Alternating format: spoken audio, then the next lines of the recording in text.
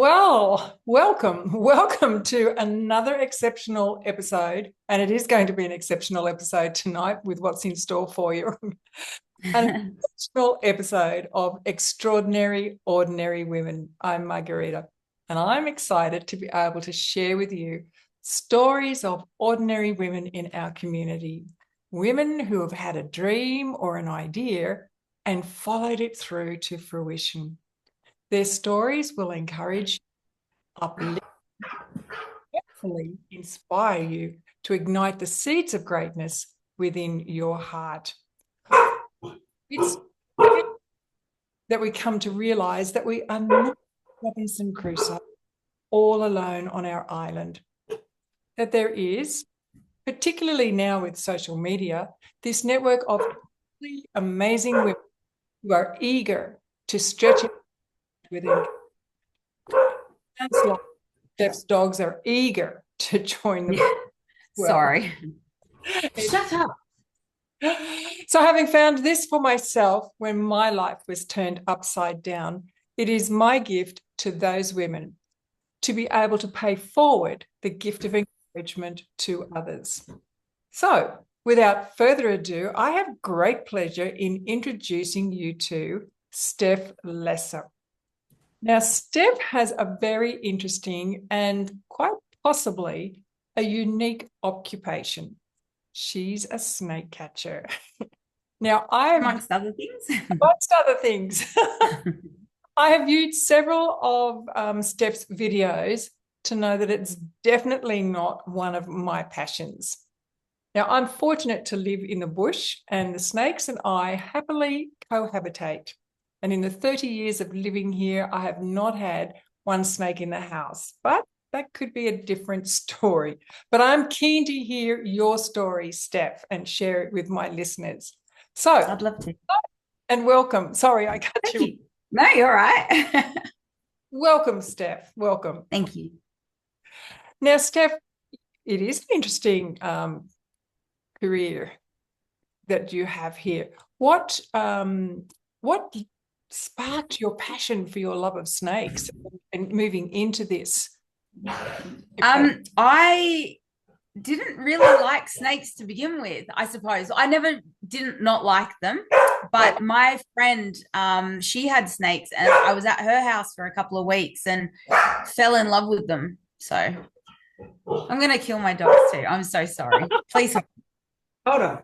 shut up. Get out. Sorry. Then Just normally like children, aren't they?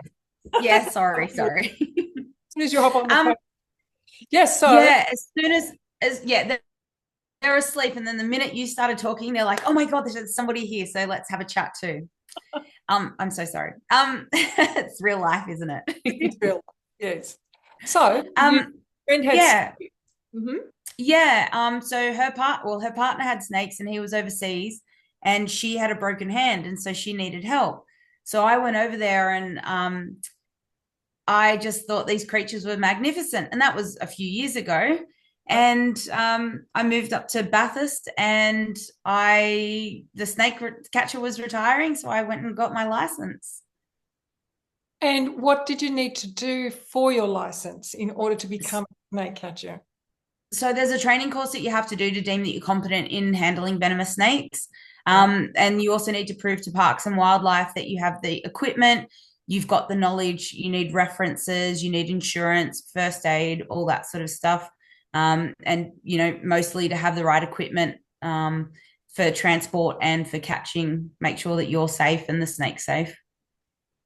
So I see on one of your clips that you caught you caught a brown snake. And there's obviously a way of handling snakes, Yes. right? Yeah. So I do not recommend anybody try it because it is a lot of work. A lot goes into what we do. And I know we make it look easy. Do. And that's why there has been a rise in people trying to catch snakes and stuff like that, especially because it is a big thing. People are so much more interested in snakes these days. So, yes, you do hold it by the tail, but you need to hold it by a certain part of the tail, not the tip and not too far down the body. You sort of got to know where to hold it, I suppose.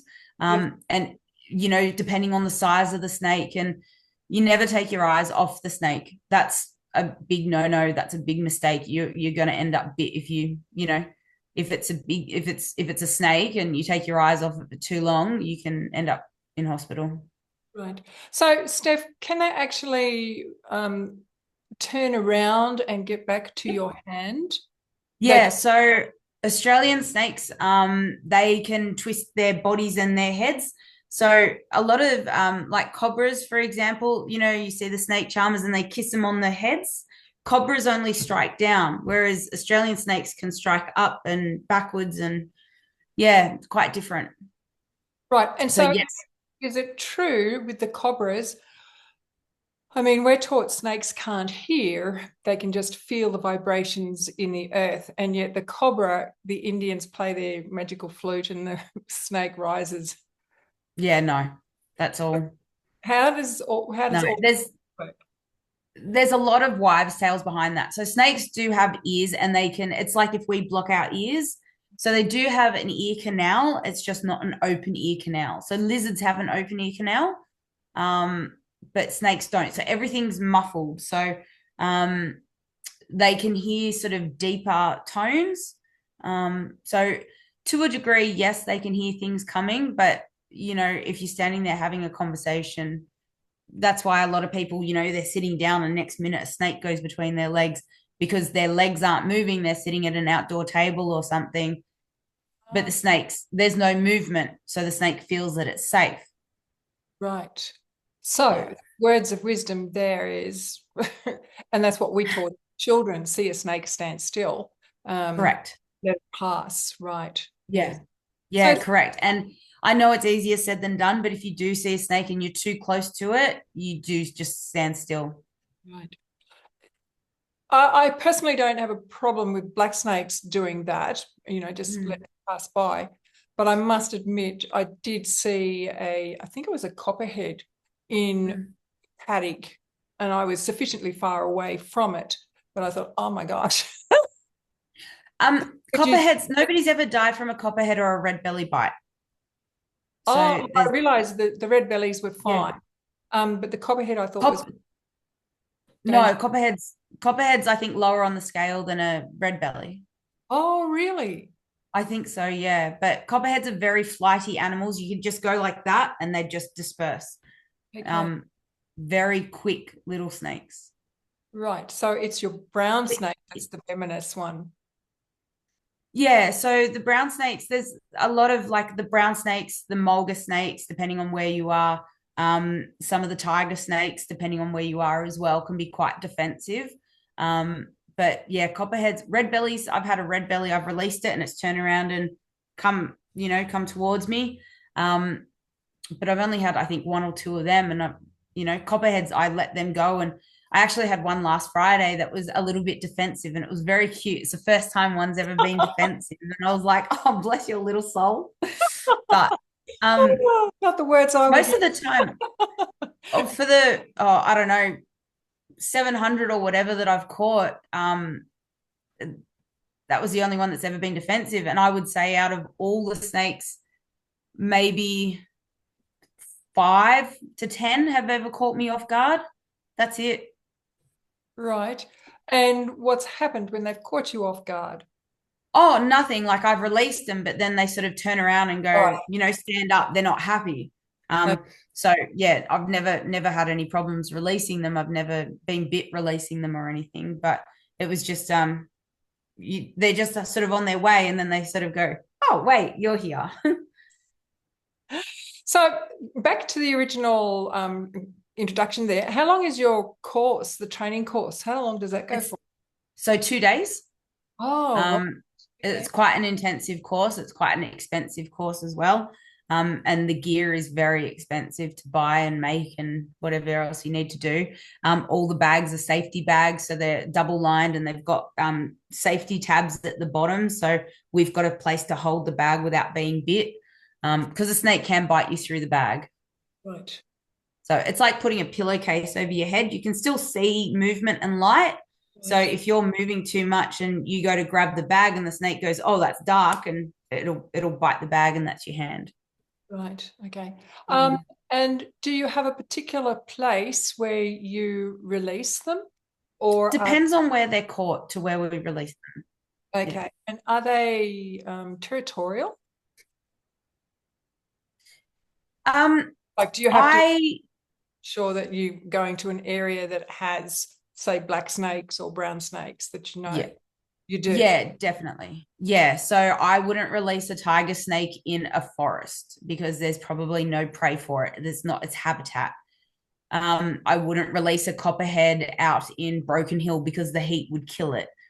Things like that. We've got conditions on the license. So like around Bathurst, we're pretty good, but there's places where it's primarily red belly. So I wouldn't take a tiger, even if I caught a tiger 3 kilometers down the road, I wouldn't take it up the mountain because that's not where they are. I'd take them back down towards the river. Right. Um, and same as like brown snakes are pretty much everywhere. So I try and release them in paddocks away from people. If I can stand somewhere and turn around and not see a house, I'll release it.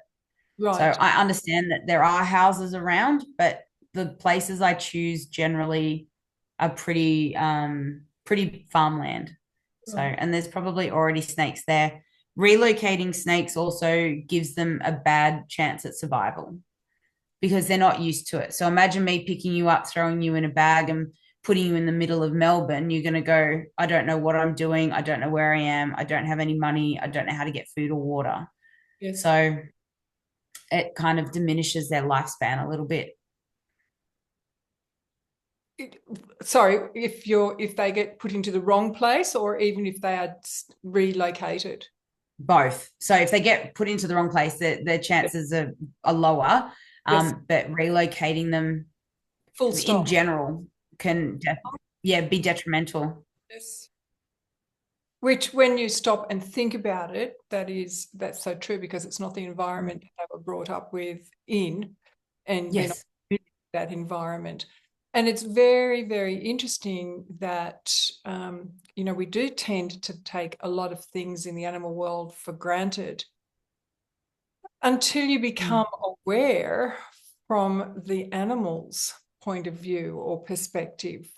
And it Yeah. opens your eyes and your mind to then be able to say, yeah, I can see that now. But you don't know Yeah. what you don't know until you know what you don't know, so to speak. Yeah. Yeah. Well, and it's like, adult kangaroos, they'll fight. And possums are very territorial.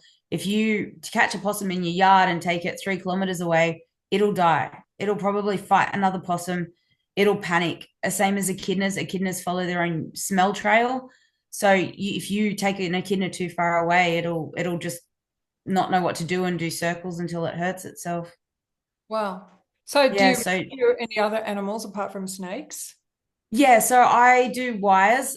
So I generally don't do kangaroos, but I'll do possums, echidnas, birds. I don't know anything else that sort of comes up, but that's about it. So yeah, I like animals. So, Steph, whatever passion we choose to pursue, there are challenges. And becoming an accomplished snake catcher would have had its fair share. What were some of those that you'd like to share with us? Humans, Humans. humans. Um, Obviously Bathurst is a central west New South Wales town. It was a lot of shovel or shotgun mentality, and I think I've changed a lot of that. It is still around.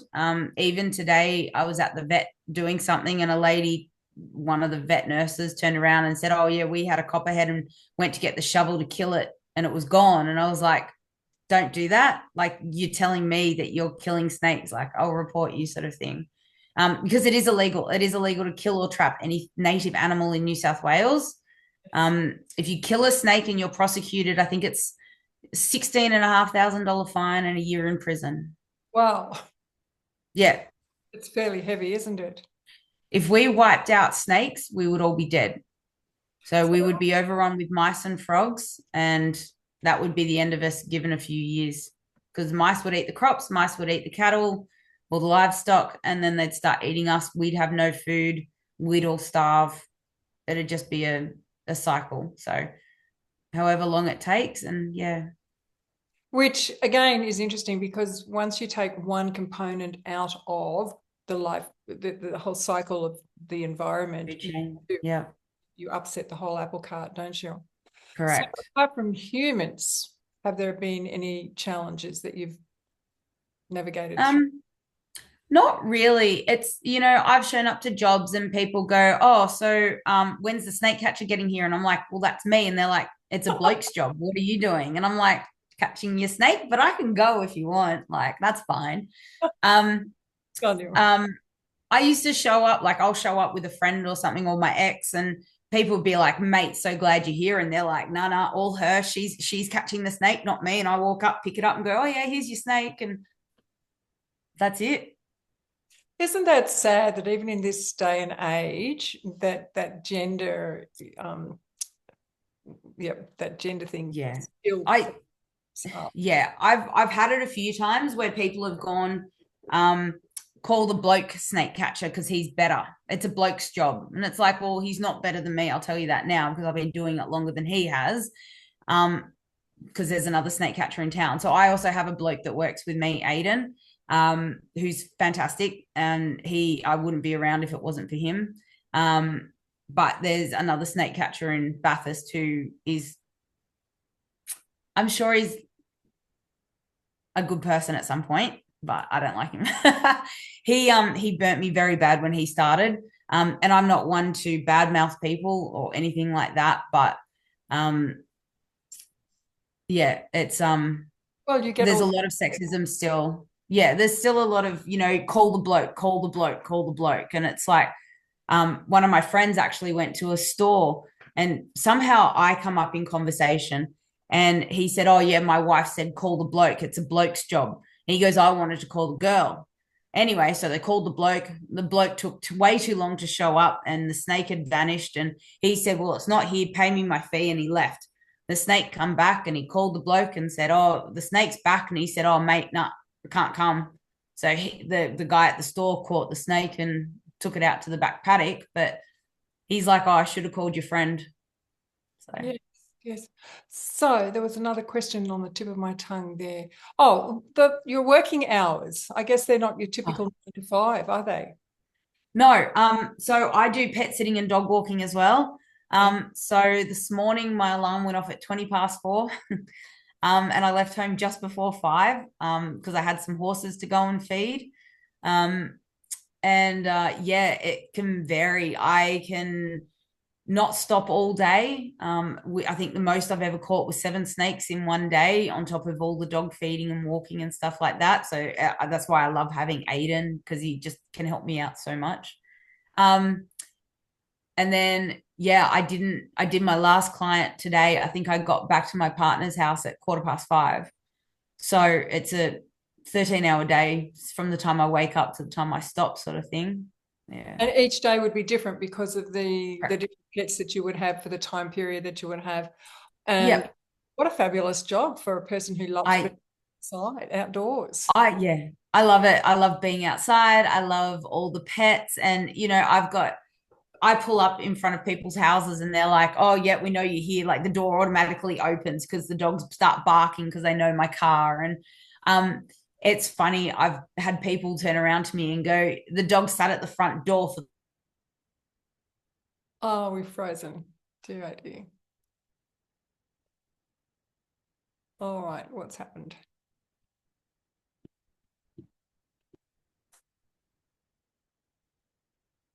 Okay. Sorry, Steph, you No, froze. you're right. I think I froze or you froze. One of us froze.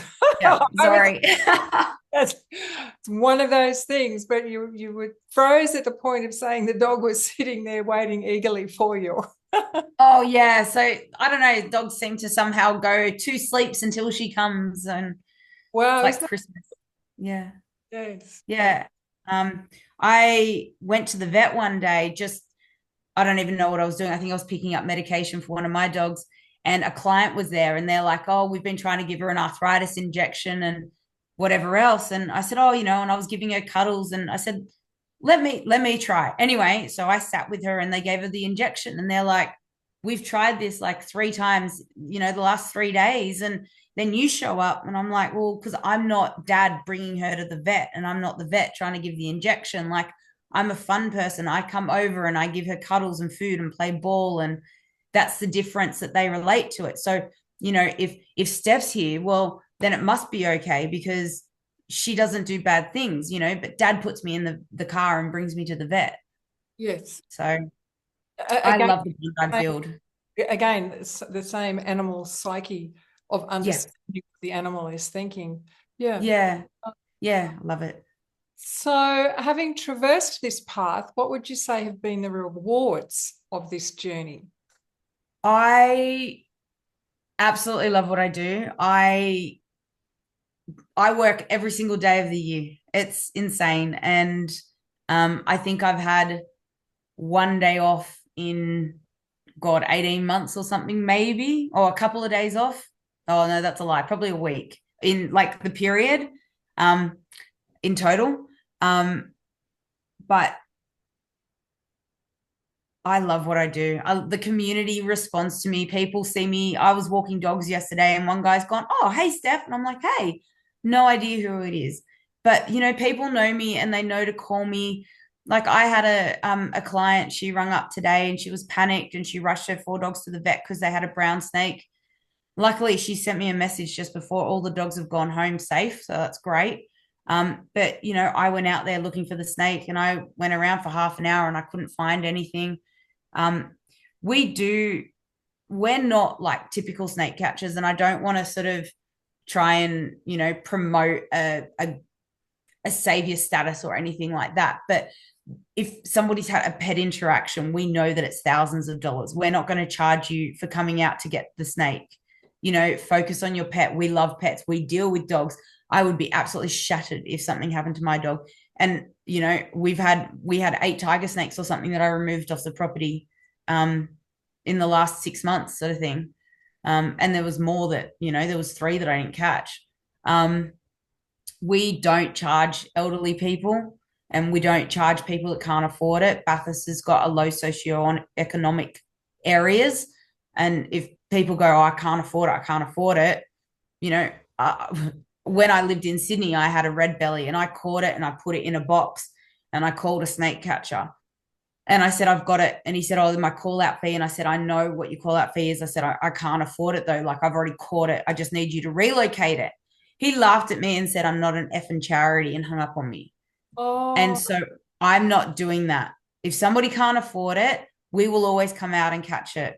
If somebody, you know, a lot of people in Bathurst have started paying it forward.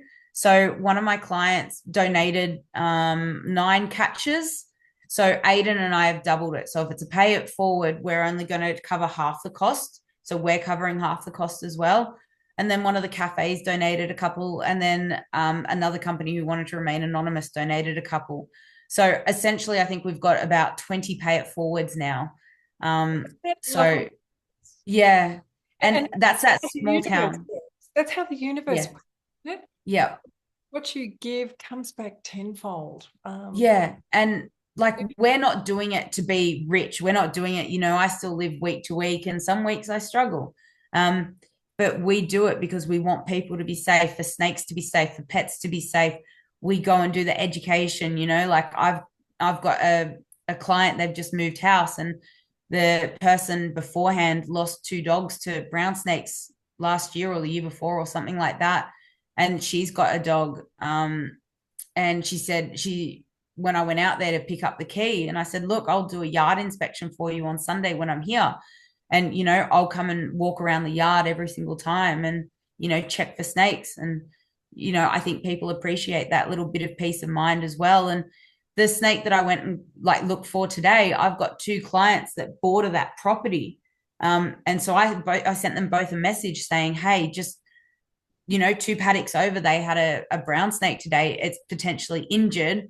like one's got dogs and horses. So, you know, I warn people and just say, potentially, you know, I don't know if it'll come that far, but I'm letting you know that there's been a snake in your vicinity, sort of thing. So, and I think people appreciate that. It's I don't like to spark fear though. Like if I catch one in town, I don't say where it is, because then people are always like, oh my God, there was a snake here and it's 2 kilometers in the, you know, to the west. And it's like, it doesn't mean that you're going to get one. So, so Steff, you've got a surprise for us. I do. Apparently, my computer battery is about to die too. So, Oh, we better move along then, but not before the surprise. so this is one of my little pythons. Right. So this is it's called a sunglow. It's a type of Darwin python. So I think she's very pretty, or he's very pretty. So can you tell Yeah. the sex of a snake? You need a probe, and you try not to do them too young because it can actually damage their reproductive organs. So I'm not going to breed her or him or anything like that, but I also don't want to do any damage to them before that they need it. Right. But yeah, so this one will grow quite big. As in, how long? How big? I don't know, maybe 5 foot, 6 foot. Right. Okay. So when I Yeah. first moved to the country, I heard stories of farmers having pythons up in roofs shearing sheep Yep. to eat the mice and rats. Yeah. And look, that's a great option if they're local to the area. We don't get pythons in Bathurst, it's too cold. So if this one was bigger and I released it into the roof, it'd be a death sentence. Right. Yes. Yeah. So yeah. I love how And you just handle the snakes. yeah, If you've got snakes she's at home, you need a license, don't you? correct. Yeah. So you've got to have a reptile keeper's license. I think she's cute. Well, beauty is in the eyes of the beholder, Steph. Well, this is true. This is very true. I can appreciate it, particularly when it's on that side of the screen. Yeah. Well, Elaine, my landlord, who you know, Yes. I made her touch her first snake in however many years of her life. So she was Yeah. mortified and happy at the same time. Good on you. So yeah, so first time she'd ever touched a snake, and now I think she's got a bit more respect and understanding for them. Yeah. I'll just plug my battery in. Hold on. There we go. All right, Steph, we're just about at the end of our conversation here. What words of wisdom would you like to share? Don't kill snakes. Don't kill animals. Be nice to people. Be nice to everybody, because you don't know what anybody's going through. Even cashiers, like a simple hello and good morning and somebody sneezing and saying bless you. I don't know. That's just me. Lovely. I like that because it's just so common sense. It's just plain, it's courtesy. simple courtesy. Yes. Yeah. And I think if you're nice to people, nice things come to you. Absolutely. It's taken me a long time to sort of fall into place. And I'm nearly 43. So I suppose it's, you know, not what my parents have ever wanted for me, but both of them say that they're proud of me. So in the first time in 41 years, they've said that they're proud of me. So that's lovely. That's lovely. yeah. So yeah, I love what I do, and I just yeah. You can see that's my word of wisdom. great, and they're beautiful words to share. So thank you very much. And I can see that, you know, the radiance that's the radiance in your face is emanating, that you do so love what you do. I do. I really do. Steph, thank you very much for sharing your story here today with us. And I look forward to another exceptional episode of Extraordinary Ordinary Women. Thank you, Steph. Thank you. Thank you.